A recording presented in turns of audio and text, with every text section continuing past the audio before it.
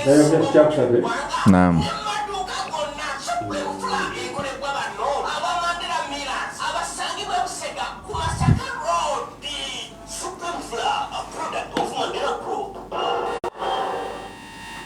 بسم الله الرحمن الرحيم الحمد لله رب العالمين والصلاة والسلام على رسول الله صلى الله عليه وسلم. ورحمة الله وبركاته. وعليكم السلام ورحمة الله وبركاته.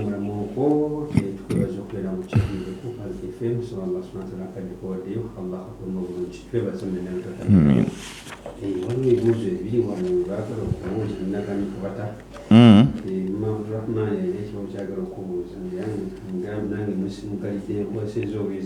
Yes, sir.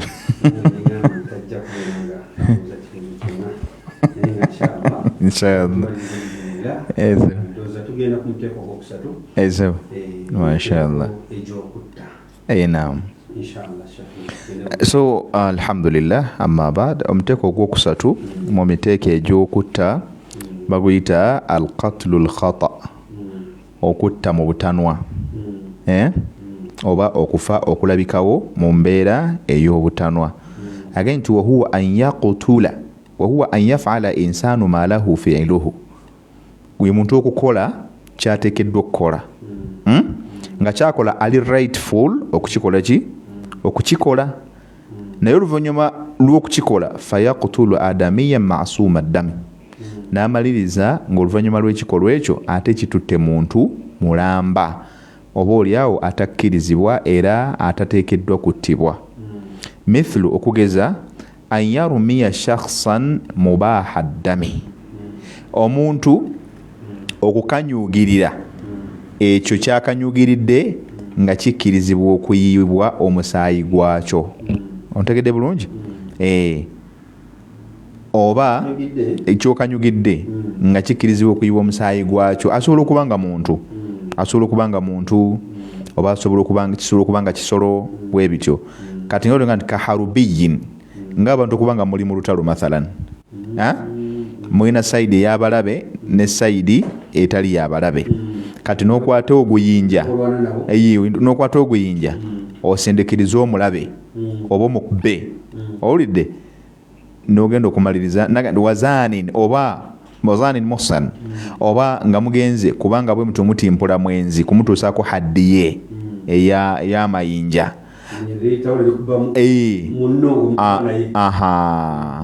Au yarmi ghardan ba'ida, obanga olina ekintu kyokanyugirira ekiri ewala, togenderamu kyakumpi, kyokanyugirira kiri wala, mata kusuduhu ba'idan, ng'olina ekintu ekiri ewala kyokola ki kyokanyugirira agambye nti yadhunnuhu saidan, nga olekasi ku muyizzi alina kyakanyugirira ekiri ewala naye nga alowooza kiyigibwa. Ontegere mungi, fayusibu adamiyan ma'suman, n'agenda okumaliriza nga mu butuufu ayizze muntu, lam yaqsudhu, nga si gwe yagenderedde. Ontegere mungi, bilqatili fayaqtuluhu, olwo aga nti agendereddemu kuyigga oba kufuna kisolo kiri oba kuba mulabe, naye n'amaliriza nga ate yakubyemu muntu. Ontegedde bulungi? Wakahawadihi dahsi bisayaratin khata fi hadhihi al-ayyam, nga bwolaba era accidents ezigwawo ezitali ngenderere, mwana yavula ozze tubifuddeeko, ogenda okugira kuti nga waliwo abayoezanga ne kagundi ka bukilipu ng'omwana ayingidde wansi w'emmotoka mupiira, kati gwe wazze oli ku bwangu oluvaayo olusimbula busimbuzi, olala mukyala ali mabega ga mmotoka, omusajja n'ayingira emmotoka n'asimbula adda mabega bw'ati, omukyala n'amunyiga magulu gonna tyo n'amukutula mu bibiri. So obwo byonna khata, hadhihi al-akhta taqa'u yawmiyan, tuzifuna ez'ensobi ez'enjawulo. Kati bakulaze khata engeri gyekoze eki gyejjamu esobola okujja kuggwa omuyizi, kitegeeza olina nniya ye eri ku kintu kirala, fatusibu kibwe bayita obutanwa, fatusibu adamiyan ma'suma, n'omaliriza nga ate oyizzeemu oba nga okosezza ate atateekeddwa kukosebwa nekitwaliramu obulamu bwe. Oba kategerekese?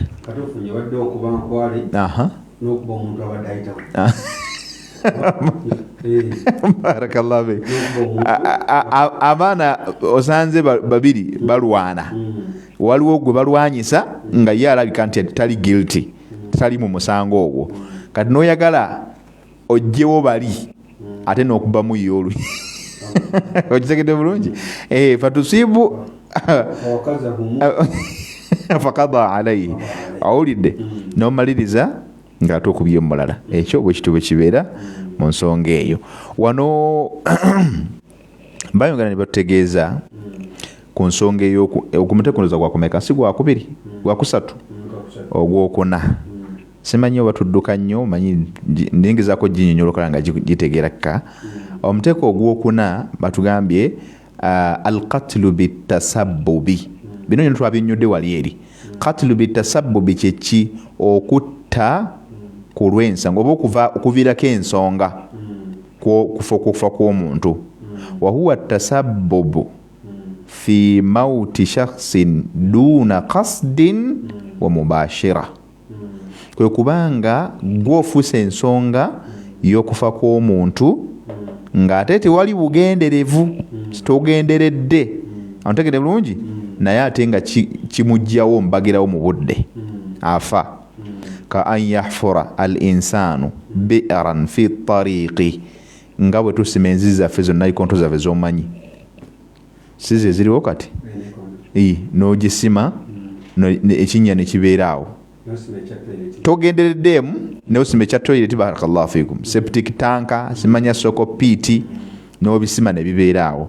Naye nga qasduka alla taqtula shakhsan, gwe kigendererwa kyo si kutta muntu, bal yani hafartaha limanafi'in qasadta, okisimye olwa emigaso gy'ogenderedde. Naye ne kigenda okumaliriza agambye nti fayaqa'u fiha aburu sabilin, oli abadde atambula amakubo ge, abadde yetambulira alina gy'alaga, n'akigwamu fayamuutu, n'afiiramu. Au yadau hajaran fi tariq, oba n'oba nga walese ejjinja mu kkubo, mu nzikiza zannaffe ezaffe z'omanyi ezi mu nzigo gyetusula obutali masannyalaze. Otegeera fayasqutu alayhi shakhsun, omuntu abadde atambula bw'ati neyeekonda bwe n'agwa, omutwe n'agukuba ku jjinja, fayamuutu, n'afa. Naye ng'ejjinja eryo gwe walikoze eki? Gwe walitaddewo.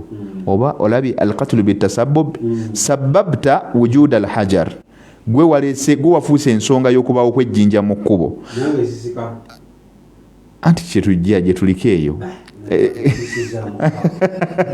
Ekyokubiri, sabbabta bihafri, yani biijadi alhufra, gwe ofuuse ensonga y'okussaawo kw'ekinnya fi tariqi nnas, mu kkubo lyawo, au biqurubiha. Kugamba nti mu bufunzi basimye ekinnya kya ttooyi, taatawo azze okulabako n'agwa mu ttooyi, khalas kaba kaweddemu. Bwe bagamba tubuuza ani yasimye ekinnya ekyo, okalabyako toboogera baleke. Naam, omuteeko ogwokutaano naye tetujja gimalayo, olabye otabe tukoma ku ogwo, tugende maaso. Kale annawu alkhamis, omuteeko ogwokutaano agambye aljari mujra alkhata. Aljari mujra alkhata kyetwagambye ekyefaananyiriza okubeera ekyobutanwa, nga bwe tulabye ekyefaananyiriza okubeera ekyobugenderevu, kati waliwo nekyefaananyiriza okubeera ekyobutanwa. Ekyefaananyiriza okubeera ekyobutanwa batugamba abamanyi wahuwa naw'an, kirimu emiteeko ebiri oba emitendera ebiri. Naw'un fi ma'ana alkhata, omuteeko ogumu guli mu makulu gali gennyini ag'obutanwa, min kulli wajhin, mu buli sayidi zonna. Wahuwa an yakuna alqatlu an tariqi almubashira, nga kwe kufa okugirawo embagirawo, ka inqilabi annaim ala insanin fayaqtuluhu, ng'okubanga obadde weebase eri abantu nga yeebaka bw'ati, yaaketaterera mu buliri, kati mu kukyuka bwekiti yeetooloola ate n'akyukira ku mulala, omulala n'afa. Oba okategedde ako? inqilabi naim gwe weebase olina be weebase nabo katugeze si wala nnyo tuli basajja bafumbo tulina bakyala baffe mukyala we yasuze ne kabebike naye gwe senkagale oba gwe omukyala bwe weebaka obuliri bubanga bwonna gwe obusuzeemu omuntu omu oli eno oli ku nkomerero y'ekitanda oli ku mugikirizo okategedde bulungi okukakana okukakana weebase ku kaana akaana tamaman ogenda okudda engulu omwana simanyi gwe nebaseeko kumbe nga kafudde dda kasajja katu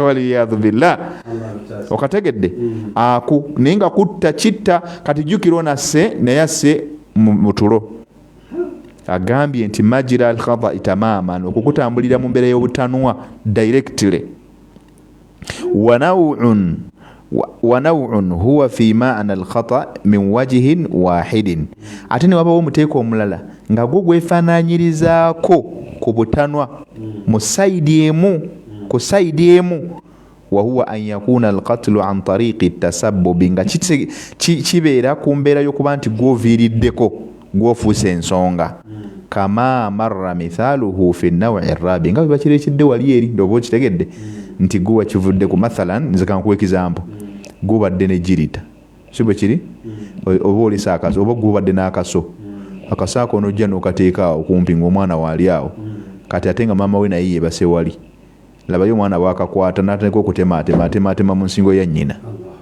okategere bulungi omukazi agenda okudda engulu bw'ati asambagala ng'omwana akaso akamaze okukamusala agambye nti nawo yajiri majira al-khata fi wajihin omuteeko ogumu nga gutambulanga ekyensobi mu sayidi emu naye ate nga mu sayidi endala gutambulanga atasabbubi omuntu okuba nti gwoviiriddeko gwofuuse ensonga okuteekako akambe wali omwana waali ng'ate waliwo omuntu eyeebase omwana n'akwata akambe n'atandika okumufumita oba okumusalaasala yahe gwe obuviiriddeko ku nsonga eyo okufa kw'omuntu oyo oba okategedde gwe muteeko ogubadde ogw'okumeka muteeko gwa kutaano oba gutegerekese simanyi oba nguddemu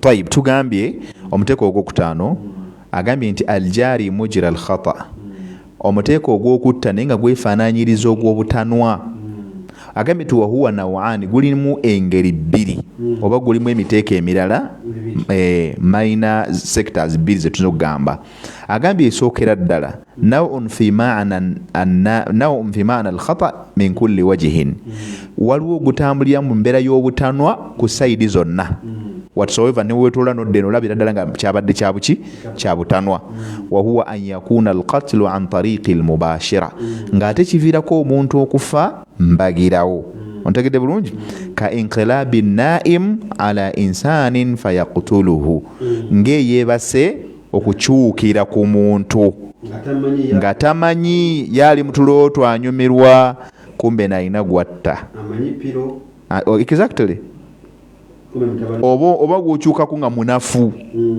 oba mulwadde ayinza okuba nga si na mwana muto naye nga wasuze na mulwadde oba mulwadde ng'ayisibwa bubi nnyo ate n'omukyukirako n'akola ki n'afa nekimuviirako okuva mu bulamu bw'ensi kati ekyo nekitugamba nti hatha fi wajihi omuteeko ogwokubiri nawun huwa fi maana alkhata min wajihin wahidin omuteeko ogumu nga gwo ku sayidi emu gutambulira mu mbeera y'obutanwa ku sayidi emu ontegedde bulungi naye ng'ate ku sayidi endala an tariki tasabbubi okategedde bulungi wali butanwa ate nga sayidi endala ono yeyaviiriddeko exactly nga bwe tukirabye wali eri wali wasimye ekinnya oba n'oteekawo jjinja waliresaawo kati saawa zino bw'oba oleseewo jirita omwana ayinza okuba nga kale tugambe nti tasaze muntu mulala naye nga yeyesazeesaze kuba omwana omuto obimanyi bulungi bw'akwata bw'ati nga atandika kuyisa ku nsingo nga atandika kwesala otegedde bulungi ogenda okujja nga akaana keesaze ejirita gye wayise oba akambe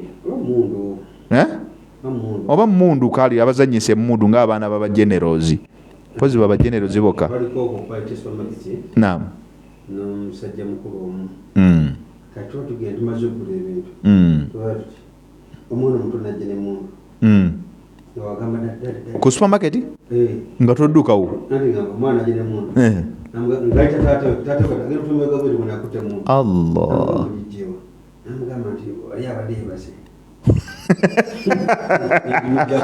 webulaga java obwo avande nga yebase Allah namujjako ekyokuzanyisa tolaba bano abaana ab'eddalu be tulina ennaku zino kati omwana bwatuukira okuggyako omuntu hasbunallahu wa ni'mal wakil olaba bwatuuka n'anasula omusirikale bikyuse kubakuuma oyo ye Allah subhanahu wa ta'ala nga gwe bakuuma. Allah tutaase ya rabbi. Omuteeko ogusembayo gwe w'omukaaga agambye nti ennahu usadisu alqatlu bihaqqin, okutta okutuufu okw'amazima, right killing, okutuufu, kakatili sa'ili alladhi yasulu ala insani aw al insani, ng'omuntu aba alumbaganya omuntu nga bonalaba omubbi bwajja n'akulumbagana mu nnyumba yo mu kukubagana okwo si byaga nti nsobi kwabula okwetaasa kwa defense, omuntu okubanga atisa omuntu for self defense badde yeetaasa okukakana nga amukubbye n'afa, fayaqtuluhu difaan an nafsihi, kitegedde n'amutta olw'okwetaasa. Wakakatili ljani, ngo ono era kyekimu ng'okutta omuntu alumbaganye qisaasan, olw'okulumbagana, au kawadan, tukiyita kutta katilu man qatalahu, okutta omuntu olw'okutta munne. Ekyo singa kyaliwo no mu Uganda mu butuufu okutta ndowooza tekwali baddewo. Singa tujja kusaba bannamateeka abasiraamu bawandiikeko ku articles baziwerezeeko mu parliament, baziwerezeeko mu gavumenti, bannange obusiraamu bwakuuma kye bayita obulamu.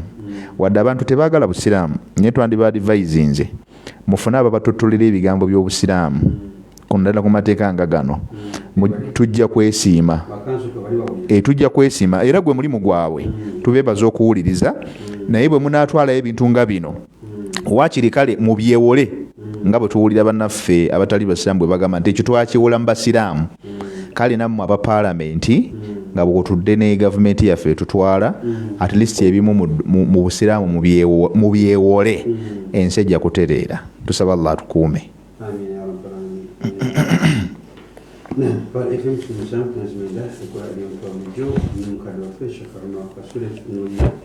ebintu ebiremesa omuntu okusika era nga mu nsonga zimukuzo olwaleero tulikusayita okutta okwakakasibwa nti oliko omuntu avuddeko okubeera mu mwanadamu afa oyo mwana wattu newankubadde nga obadde omanyikiddwa muli babiri mweka oyinza okumaliza nga ovuddeko. Sheikh onakulwaleero agezezza okutunyumira okutta n'emiteeko gyako n'atugamba waliwo okutta kwennyini okumanyikiddwa era nga bagamba amusse otegera butegeezi akozesezza ekisi n'amukuba watta.